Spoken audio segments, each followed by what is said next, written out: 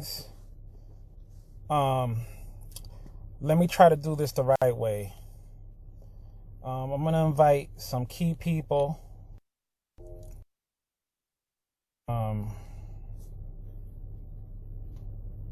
You know what? I'm going to go out on a limb. I'm going to invite the big brother Bill Bowen in here. Because I know he's beyond a lot of this bullshit. But, anyways, I'm going to... First of all, Black Power, Boricua Power, unapologetic. You know what I'm saying? I can't believe I'm making a video about anything related to the XJW community, but I just have to just get a few things off my chest. First of all, I don't consider myself an XJW anymore. I don't care what the ex-Jehovah's Witness community thinks about me. I don't care what they say about me personally. I have no stake in the game anymore. You know what I'm saying? I've moved on. I'm on my own spiritual path. It took me about 5 years to really just, come to terms with this community as a whole is beyond saving. The XJW community, there is a lot of good things about it. Don't get me wrong. I've met some wonderful people in the community. I even appreciate what I receive from some people that I am no longer friends with, that just don't get it. They don't get or understand what people like me and people like Monique James are just trying to say and where we're coming from. What they see is they see the aggression, they see the pain, they see the anger, and they see that as negativity. And that's not negativity. We're coming from a place of love and a place of empowerment. That's what being unapologetically black is all about. We are unapologetic in, voicing, our pain, our healing, our spirituality, differences in expression should be celebrated. It's not me and it's not us saying, we're superior or we're better. We're just different. Different is cool. I'm hearing and being tagged on stuff. I'm on the tail end of things. I'm just going to say like this. I'm just going to say it like this. See, I can't even get upset like I used to. I used to just be so upset and just come right out with it. But, let me just briefly just tell all those that may see this. Listen, I came out of this organization in 2015. Officially, I disassociated myself. And here's the point. It's okay if you didn't tag me somehow, Spencer. I saw your thing and I listened to half of what you say. So, I tagged you and, I'm going to go ahead and, speak my mind on things, and, you could agree, you could disagree. And, I'm not going to fall into the trap of having beef with black people. You know what I'm saying? I'm not going to be beefing with you and other people. You know what I'm saying? Because that's what they want. That's what they want. They want us. There's people in this organization of XJWs, and I'm going to call them out. Sharon Tyson's one of them. Emma Meller is another one. They are trying so hard to find their flagship token black person to agree with what they're saying, to make us seem like we're this divisive, hate-mongering people. Listen, my girlfriend is white. She's Caucasian. You know what I'm saying? I don't hate white people. I love white people.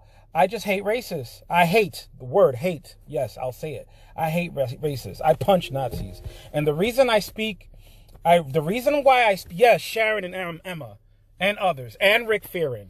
Okay. The reason I speak the way I speak, you don't have to be a token black. See, this is the thing. I never said you were a token black, Spencer. So if that's offensive to you, then there's a problem. I never said you were. I said they're trying to find a token black. And you should be offended. You should be offended. If you think that that's offensive, I'm glad.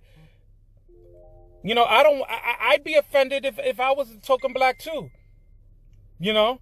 So, you know, there's a lot of stuff that a lot of black people don't know or don't realize. I have experience with these people. I've been called the N-word live on the air in these groups. I've heard these people call Puerto Ricans bitches and lazy, okay? You know, I have posted stuff about our people being killed, about our people being lynched, about stuff that's going on.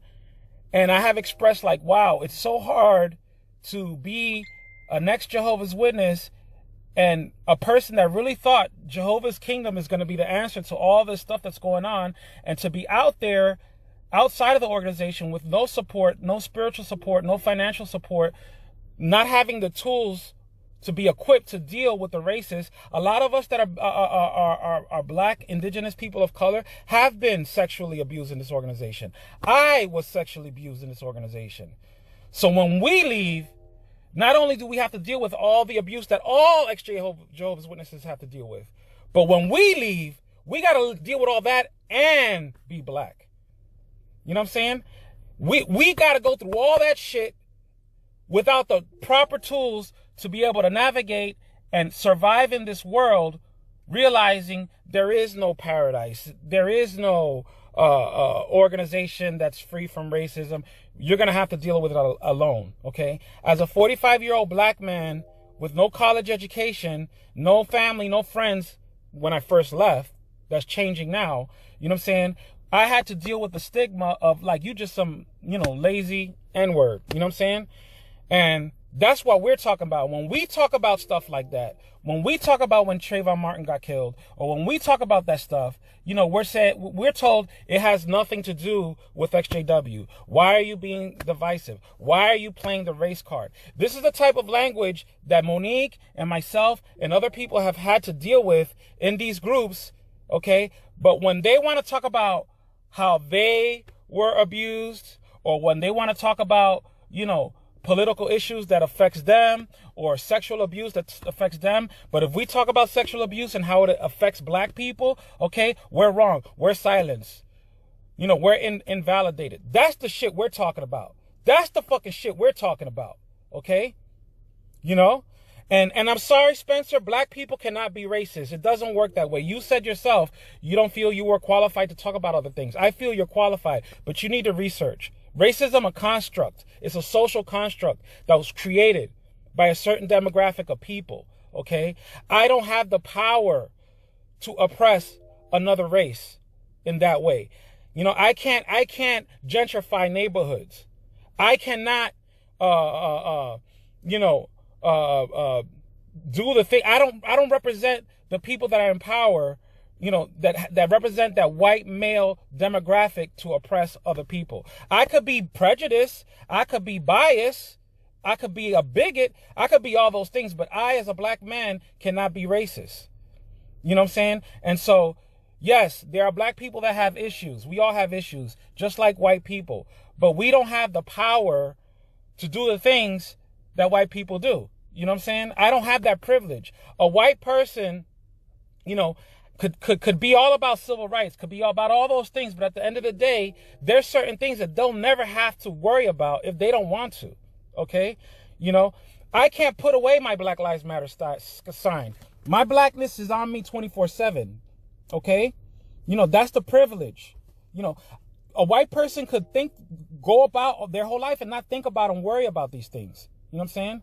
You know, a white person doesn't always have to worry about if they're in an elevator and worry about people clenching their purse all the time, or being followed in the store all the time. Or if I get pulled over by the police, you know, is this going to be the last time I take a breath? Okay. You know how many times I've had guns put in my head while I'm obeying commands because of the way I look? Like right now, it's cold. I got a hoodie because it's fucking cold. You know, this might cost me my life. Okay. You know, and white people hear that word privilege and they think it means, oh, you think I had a good life, I don't have no problems, and they get offended by that, you know? That's the point. But anyway, Emma Miller and all these people have booted people like me and Monique out of a lot of groups. You know, they have, you know, been silent when we were, you know, attacked and other black people were attacked and silenced and harassed by patriarchal white men, okay? And silence is complicity. When you are silenced and when you are invalidated, okay, that shit hurts. And when your supposed white allies are okay with it, or they'll speak up on it, but allow these other people to continue with their aggression, okay, it's a problem. That makes you just as guilty. You know what I'm saying? But I'm not gonna go into, like, you know, let me tell you something. Monique James, and I'm gonna say it, she helped Sharon Tyson's son get out of fucking jail. Okay? She helped her get money to fly to court. Okay? She did all this stuff for Sharon. Okay? And because Sharon got butthurt because she was called out about some ignorant shit that she said, which I tried to tell her in a nice way, okay, in one of my groups, okay, she went on this campaign to destroy Monique's, you know, 501c, to get rid of all her sponsors, to do all this stuff, and this person is helping you. That's how ungrateful and how racist these people are. There's no other way of saying it. You know what I'm saying? But anyways, you know, look, Alma Sonkoli said it, that she's been shut down by them. I'm not the only one. You know what I'm saying? You know, so like, let me tell you something. God help you if you ever show up in any of my cities that I live in. I get around, I travel. God help you if these people, if they ever show up to try to protest where I'm at. You know what I'm saying?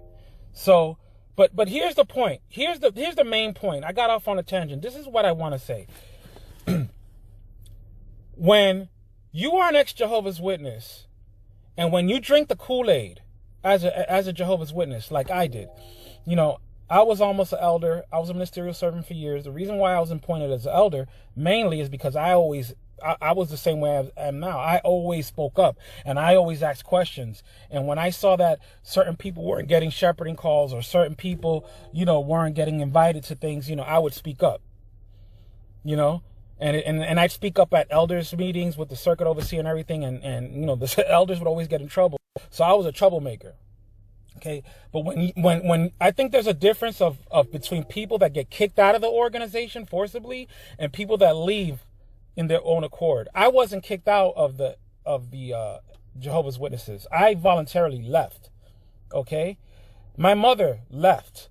Okay, I've never been kicked out of the XJW community. You can't kick me out of the community. You know, I chose to disassociate myself from the community. You don't have that power over me. You know. And there's still people that know me, that's been with me from the beginning, that know my heart and know what I am. You can't tear those people away from me. Okay? You know, so when you leave voluntarily, it's different than when you're kicked out. There's a lot of ex-Jehovah's Witnesses that are out here that were forced to leave. They were disfellowshipped, some of them several times, you know, for their behavior, for whatever. And I'm not trying to judge them, but I feel that since they were kicked out, they miss being pioneers. They miss being elders. They miss having that clout. They miss being relevant. I've watched a lot of these ex-JW activists talk about how they used to lie on their field service record report, how they never really was pioneers. I loved field service. They hated field service. That's why my activism is different, because I enjoy protesting. I enjoy walking straight up to Brooklyn Bethel, you know, and calling them out, you know, because that's my field service. You know what I'm saying? A lot of them, they didn't enjoy the field service. So they miss, you know, that rank. You know what I'm saying? They miss people looking up to them. They miss that. They like that. They thrive off of that. You know what I'm saying? And so they want to be viewed and respected that way. You know, that's why they have committees. They even call things that they have committees. That's why Chessa sent Monique a cease and desist letter. And I couldn't believe when I was seeing this. Just like Watchtower, I even posted the cease and desist letter that she did and people like John Cedars do and all these people do. And I compared it to the cease and desist letters they do. They act just like Watchtower, okay? They have committees and they form these groups and they call people out and they reprove people publicly and they disfellowship people. It's a fucking joke. You know, that's the difference between a real activist and a ex-JW activist. you know, and a real Jehovah's Witness and a fake worldly Jehovah's Witness. Okay. You know, and there's some of us, even the Bible thumpers, born again, I could tell the ones that still believe, because I was still a believer for a little while after I left, that are really out there trying to be Christian and trying to help and trying to save people and wake people up from the doctrine, you know, and the people that want to be in control. They want to be, you know, telling people what to do and what to think. You know what I'm saying? You know, so I don't trust none of them. Fuck y'all. Fuck the XJW community. Fuck you. Okay? Don't make me start fucking naming names. You know, I love to curse now. You know, it's a liberating. I love euphemisms. Fuck a XJW. Fuck you, Emma. Fuck you and your mayonnaise ass. Okay? I don't care if you share it. You can screenshot it. Fuck all y'all. You know, and the people that know me know how I am. When I first left the XJW community, I sounded like such a fucking elder. And I used to make these podcasts, and I had all these white people and all these mostly white women. And they would spill their guts, you know, and I'd be spilling my guts, and we'd be crying. And I was doing the shepherding call thing. I was doing the elder thing. If you go to Cult Free Network, JW Cult Free Network on YouTube, you can hear those interviews. I conducted those podcasts just I